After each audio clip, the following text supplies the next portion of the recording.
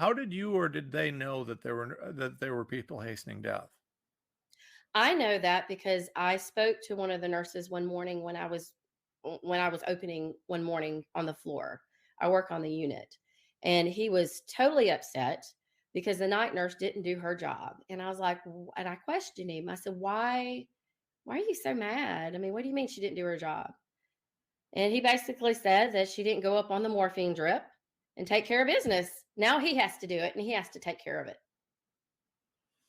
So And I we all at that knew. point, yeah, at that point, I didn't know that nurses did that. I did have a concern about the morphine drip, the old palliative care, because there was a lot of freedom there, and with COVID being in the hospital and affecting visitation policies and family not being there, it created a concern. But when I encountered this situation with this nurse, it made me even more vigilant to protect the patient because this is happening.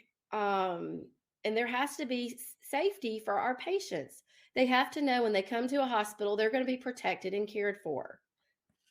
And Well, their and you their family members knowing that they are going to be taken care of.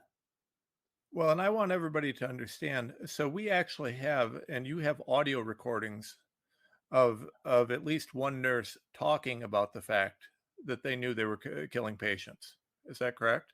Yes. Yes. And so we actually have audio recordings. And folks, I want you to hear what I'm saying here. My client asked for a religious accommodation that would basically exempt her from having to deal with blanket orders to murder people. That's my words, not hers. The hospital ignored her, but then said no. Let's think about that. Now, we've been hearing rumors and all sorts of stuff for quite some time that the hospitals were denying ivermectin, denying hydroxychloroquine, denying early treatment, denying this, denying that. But we now have a firsthand witness who was ignored and ostracized for requesting that hospitals take steps to not hasten death, or at least that she not be directly required to do that in a blanket way. Folks, I'm going to tell you that it's my belief that this was coordinated on a very high level from a lot of places. And I think we have some real questions to ask ourselves. When we have a doctor of pharmacy with the clinical experience that Adrini has, who's saying to them, hey, what you're doing is hastening death, and they basically blow it off. There's an issue here, right? There's an issue. She started recording things. You had to record to have evidence, and the clip that you're about to play is a conversation between her and a nurse talking about some stuff happening in the hospital, literally talking about what they were doing there. So, Wow. Okay. All right. I'm going to hit play and we'll give it a listen.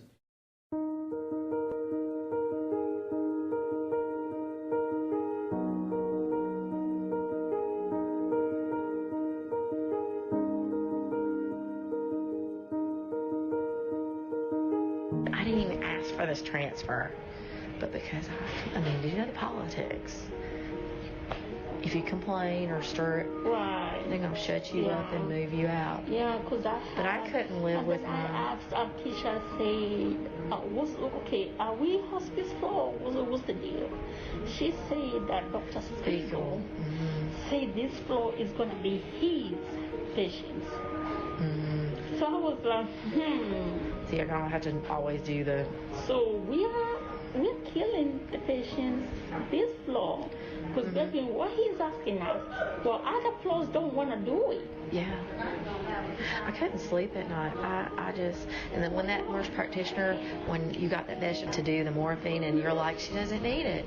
And I was just like, this is what I'm talking about. It's not right. If they're okay. If they're comfortable, they're comfortable. We can tell when they're in pain. We can tell when they're agitated. We can tell when they're whatever. That doesn't make that you keep giving them medication just to knock them out. Because apparently that's what you are Because doing. I remember that day you were like, you got the other nurses to come in and I'm just like, I know. That's what they're doing.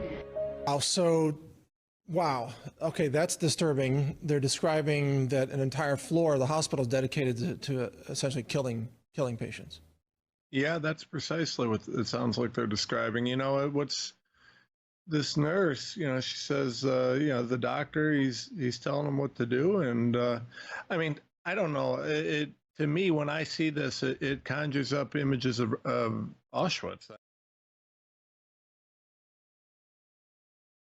And what we did initially was a disaster. Frankly, from a legislative perspective, what we did was we actually incentivized murdering patients in hospitals.